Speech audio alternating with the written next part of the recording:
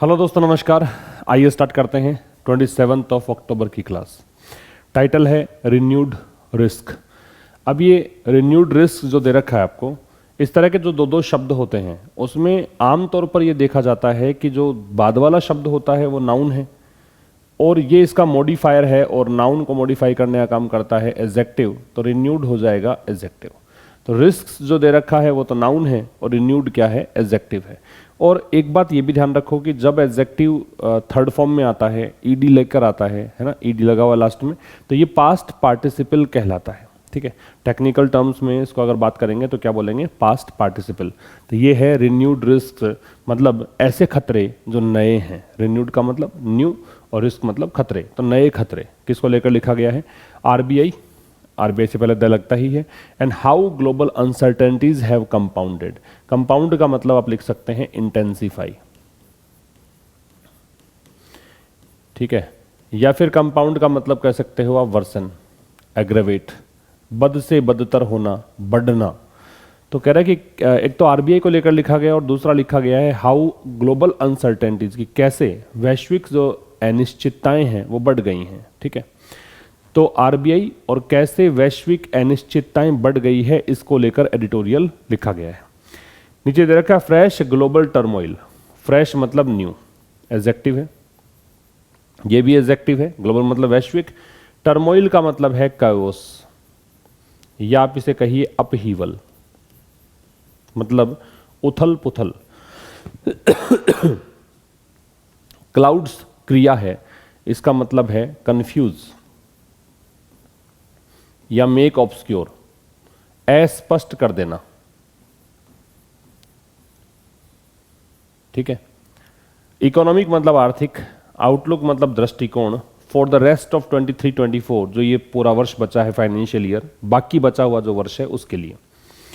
तो नए जो वैश्विक उथल पुथल है, नई जो वैश्विक उथल पुथल है वो यहाँ पे क्या कर रही है, कंफ्यूज कर रही है कि कैसा इकोनॉमी कैसे रहेगी आगे, इकोनॉमी को लेकर जो आउटलुक है कैसा रहना चाहिए, इकोनॉमी को लेकर कैसा पर्सपेक्टिव अपनाना चाहिए, हमारा दृष्टिकोण कैसा होना चाहिए।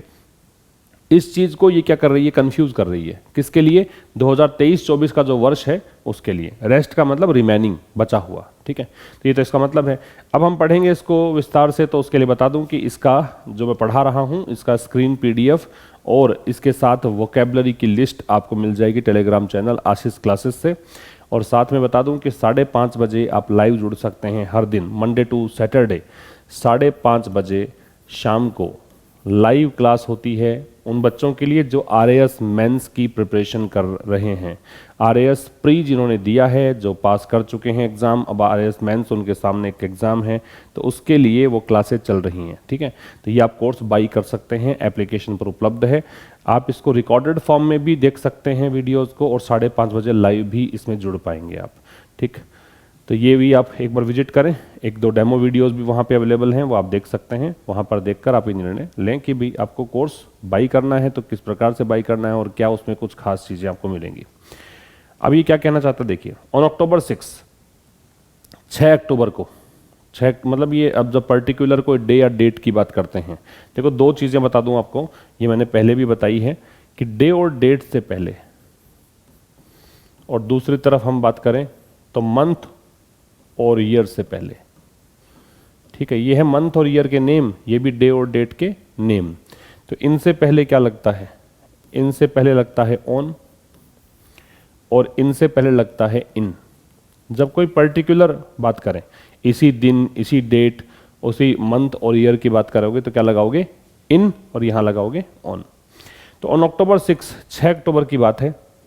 6 अक्टूबर को क्या हुआ, the reserve bank of India, ये द लगेगा आरबीआई से पहले, ये स्टिक की सेकंड फॉर्म दे रखी है। स्टिक बेस फॉर्म इसकी होती है, फर्स्ट फॉर्म होती है, सेकंड फॉर्म है और थर्ड फॉर्म होती है स्टक।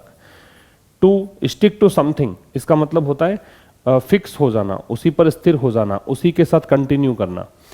तो 6 अक्टूबर को रिजर्व बैंक ऑफ इंडिया जो है वो 6.5% जीडीपी ग्रोथ प्रोजेक्शन का मतलब है गैस, अनुमान। तो 6.5% का तो जीडीपी वृद्धि का अनुमान लगा के बैठा था, पूरे वर्ष के लिए, उसी के साथ स्टिक रहा। तो 6 अक्टूबर को आरबीआई ने कहा कि जो हमने कहा था कि जीडीपी की ग्रोथ जो अनुमान है, प्रोजेक्शन है, वो 6.5% रहेगा। अभी भी हम यही कह रहे हैं कि 6.5% ही रहेगा। इट्स आ रहा है, वो क्या है, आरबीआई के लिए पजेसिव एडजेक्टिव है। आरबीआई के लिए पजेसिव एडजेक्टिव क्या है, इट्स है, ठीक है। With risk from geopolitical tensions, और इसमें देखो कुछ खतरे हैं, किसको लेकर, जियोपॉलिटिकल टेंशंस को लेकर। जियो मतलब भूगोल और पॉलिटिकल मतलब राजनीतिक, तो भू राजनीतिक परेशानियों को लेकर, ठीक है।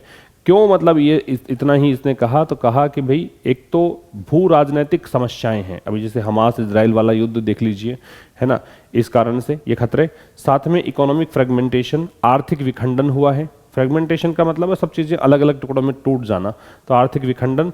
वोलेटाइल का मतलब लिख लीजिएगा अनस्टेबल, अस्थिर।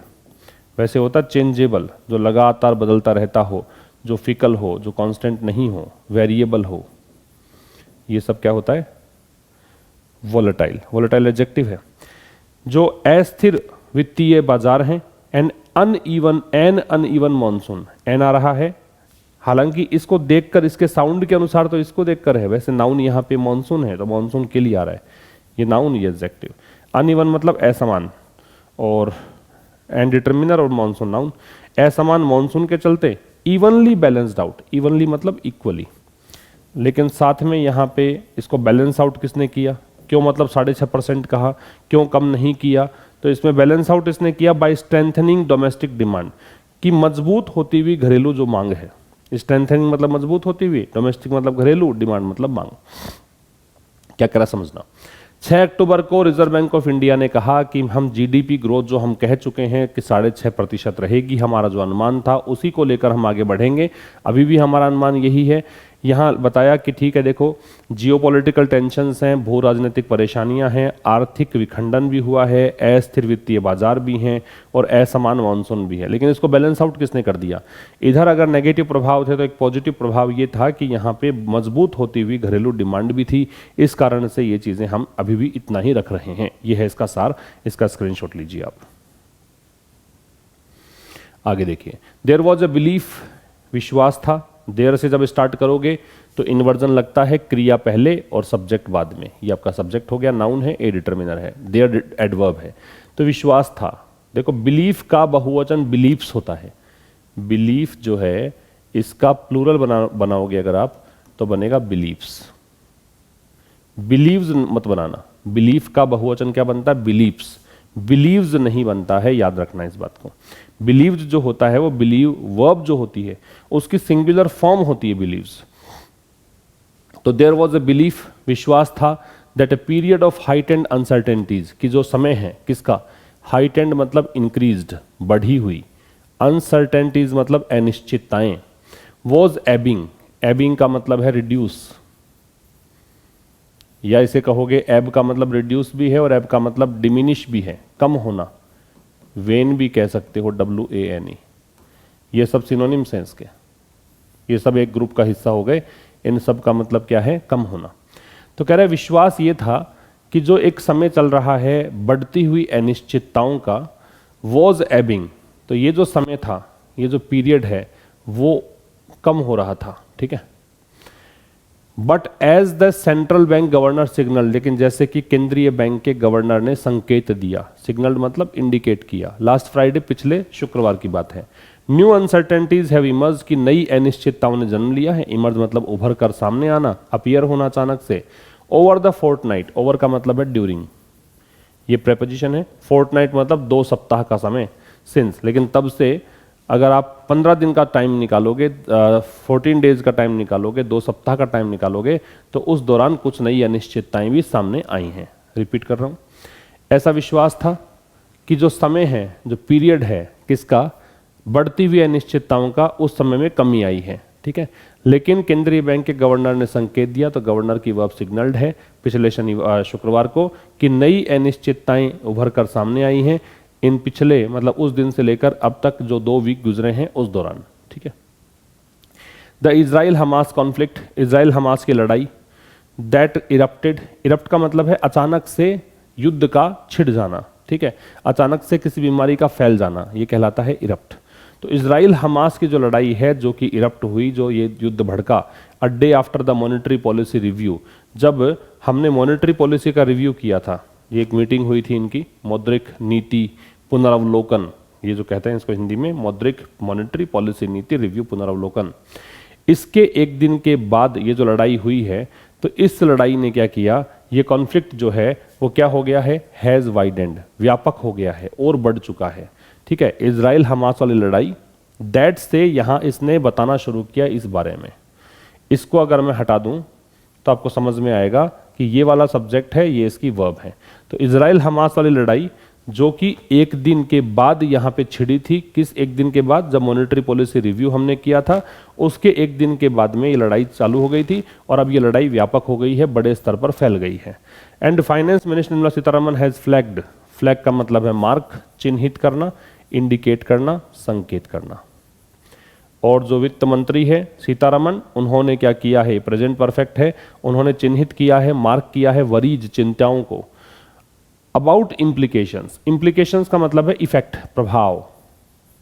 तो ये जो लड़ाई है उसका प्रभाव पड़ेगा, तो इन्होंने इन चिंताओं को व्यक्त किया है। वो चिंताएं किस बारे में है, प्रभाव के बारे में, on global food, fuel and fertiliser supplies, कि अब हमारे को जो वैश्विक फूड है, फ्यूल ईंधन है, पेट्रोल डीजल है, और ये उर्वरक की जो आपूर्ति है उस पर प्रभाव देखने को मिलेगा। और इसकी चिंताएं हैं, उन चिंताओं को इन्होंने उजागर किया, उनकी ओर ध्यान आकर्षित किया, उनको मार्क किया, उनको इंडिकेट किया। ठीक है, इसका स्क्रीनशॉट लीजिए आप। फिर कह रहा है given India's dependence on fuel and fertiliser imports. अब गिवन प्रेपोजिशन होता है, इसकी वर्ड कैटेगरी, इसका मतलब होता है कंसीडरिंग। ठीक है, गिवन प्रेपोजिशन है, इसका जो मतलब है वो है कंसीडरिंग। कंसीडरिंग मतलब देखते हुए, ये देखते हुए कि भारत की निर्भरता है किस पर, फ्यूल एंड फर्टिलाइजर इंपोर्ट्स पर, है ना। भारत जो है ईंधन के लिए और उर्वरक आपूर्ति के लिए निर्भर करता है, इनके आयात निर्भर करता है। डिसरप्शंस और प्राइस स्पाइक्स, तो जो व्यवधान है, डिसरप्शन मतलब डिस्टर्बेंस, और मतलब या, प्राइस स्पाइक्स मतलब कीमतों में बढ़ोतरी, स्पाइक्स का मतलब इंक्रीज, अचानक थोड़ा बहुत उछाल जो आता है ना उसको बोलते हैं स्पाइक। कुड हर्ट, कुड यहाँ पॉसिबिलिटी बता रहा है, वर्तमान की पॉसिबिलिटी बताने के लिए कुड लगा सकते हो।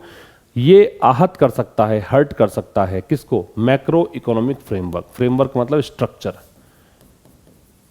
जो ढांचा है, मैक्रो मतलब बड़े स्तर की आर्थिक जो ढांचा है उसको ये थोड़ा डिस्टर्ब कर सकता है।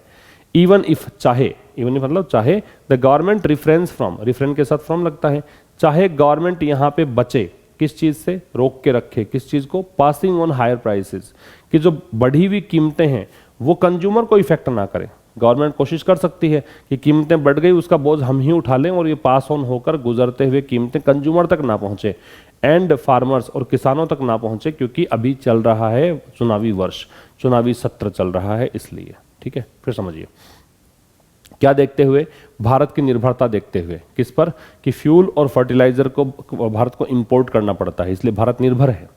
इसको देखते हुए अगर कोई व्यवधान आता है या कोई प्राइस में बढ़ोतरी होती है तो वो जो व्यापक स्तर की आर्थिक जो एक स्ट्रक्चर है, एक संरचना है, उसको प्रभावित कर सकता है, उसको आहत कर सकता है। चाहे गवर्नमेंट यहाँ पे कोशिश करे, बचने की कोशिश करे, फ्रॉम प्रेपोजिशन इसलिए आईएनजी आ रहा है, कि ये जो हायर प्राइसेस है, ये बढ़ी हुई कीमतें हैं, इसका असर कंज्यूमर्स पर ना पड़े और साथ में फार्मर्स पर ना पड़े, इलेक्शन सीजन है इसके चलते, फिर भी यहाँ पे मैक्रो इकोनॉमिक फ्रेमवर्क को यहाँ हर्ट किया जा सकता है इन दो चीज़ों से, डिसरप्शंस और प्राइस स्पाइक्स से। डिसरप्शन और प्राइस स्पाइक्स में प्राइस स्पाइक्स को सब्जेक्ट मानते हुए कुड हर्ट का प्रयोग है, कुड हेल्पिंग वर्ब है और हर्ट यहाँ पे मेन वर्ब है। ठीक है, इसका स्क्रीनशॉट लीजिए आप। और फिर कह रहा है the RBI chief also pointed to rising US bond yields. अब आरबीआई चीफ है, ऑल्सो देखो दे रखा है मैन वर्ब से पहले, जब मैन वर्ब दे रखी होती तो उससे पहले ऑल्सो लगेगा, ऑल्सो एडवर्ब है। तो आरबीआई चीफ जो है उन्होंने, मतलब आरबीआई गवर्नर ने पॉइंट किया, इशारा किया, पॉइंट के साथ टू लगता है, किस ओर इशारा किया, राइजिंग, बढ़ते हुए यूएस बॉन्ड यील्ड्स। देखो बॉन्ड जारी करती है सरकार और उस पर क्या इंटरेस्ट मिलता है, क्या फायदा होता है इन्वेस्टर को, उसको बोलते हैं यील्ड्स। तो यहाँ आरबीआई चीफ ने इशारा किया है यूएस बॉन्ड यील्ड्स की तरफ भी, विच हिट, विच यहाँ पे इन यील्ड्स के लिए आ रहा है। ठीक है, तो ये यील्ड्स जो है वो हिट इन्होंने किया है, इन्होंने छुआ है 16 साल का हाई स्तर, और 5% दिस वीक। इस वीक इन पर रिटर्न जो है सर्वाधिक मिल रहा है 5%। मिक्स्ड डेटा पॉइंट, साथ में इन्होंने इशारा किया मिले जुले जो आंकड़े हैं उन तरफ, एंड सिग्नल्स फ्रॉम, और जो संकेत मिले हैं central banks around the world, पूरे विश्व भर के केंद्रीय बैंक से जो संकेत मिले हैं उनकी तरफ इशारा किया एज द न्यू अननोन्स। कहा है कि ये कुछ नई ऐसी चीज़ें हैं जो हमारे को अभी अननोन थी, अभी तक अज्ञात थी, अभी तक हमारे को पता नहीं था इस बारे में। ठीक है, इवन एज बीच में क्या दिया, अब थोड़ा समझाया है। इवन एज का मतलब होता है साथ साथ में, दो काम जब साथ में होते हैं, वाइल का मीनिंग देगा ये, तो even as known unknowns such as financial market turmoil. ठीक है, नॉन मतलब ज्ञात, अननोन्स मतलब अज्ञात, कुछ ऐसे अनसर्टेनिटीज, अब इसको अननोन को आप ऐसा मानो कि अनिश्चितताएं हैं जिसके बारे में पहले जानकारी नहीं थी, तो जो कुछ ज्ञात अननोन थे, कुछ के बारे में हमें जानकारी थी भी अनसर्टेनिटीज के बारे में, जैसे कि वित्तीय मार्केट की उथल पुथल, है ना। तो ये कुछ नए जो नॉन अननोन है, इनकी वर्ब है हैव गोट, गेट, गोट, गोट, तीनों फॉर्म ऐसे बनती है।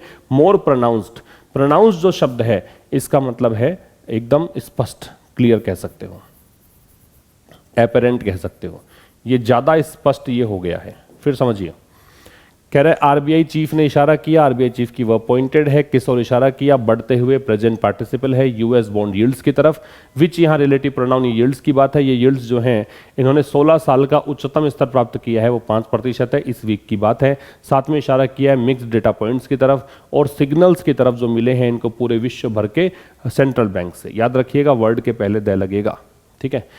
क्योंकि एज यहाँ पे कंजंक्शन है, क्योंकि बिकॉज का मीनिंग देगा, जो नए अननोन्स हैं वो ज़्यादा स्पष्ट हो गए हैं। ठीक है, बीच में इसने अननोन्स के बारे में बताया, चाहे साथ साथ में ये भी कह सकते हो कि कुछ अननोन्स ऐसे हैं जिनके बारे में जानकारी थी, जैसे कि फाइनेंशियल मार्केट की उथल पुथल। अ ग्लिम्स, ग्लिम्स का मतलब है साइट, झलक, ये नाउन है। ठीक है, तो एक ग्लिम्स जो है ऑफ दिस एंजाइटी, एंजाइटी का मतलब है वरी, चिंता, तो एक जो झलक है इस चिंता की, जिस है वो डेमोन्स्ट्रेटिव एडजेक्टिव है, ये नाउन है। वॉज विजिबल, ये ग्लिम्स की वर्ब है वॉज, विजिबल है वो है एडजेक्टिव।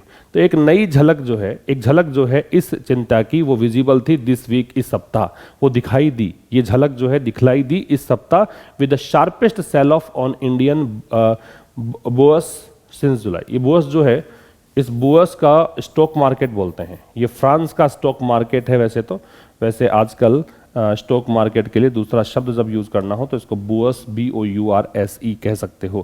तो ये स्टॉक मार्केट्स हो गया, जो नॉन इंग्लिश कंट्रीज होती हैं जहां पर अंग्रेजी नहीं बोली जाती हैं, उन देशों में जो स्टॉक मार्केट होता है उसको बोअस कहा जाता है। ठीक है, ये प्लूरल दे रखा है इसका।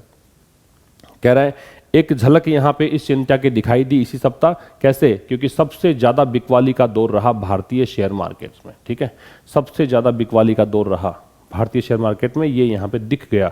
जुलाई से लेकर अगर बात करें तो अब तक सबसे ज़्यादा बिकवाली इसी सप्ताह में हुई है। तो ये था आज के इस एडिटोरियल में, शेयर और लाइक ज़रूर करके जाएं। मिलेंगे अब एक नेक्स्ट सेशन में ठीक शाम 5 बजे, तब तक के लिए नमस्कार, थैंक यू वेरी मच।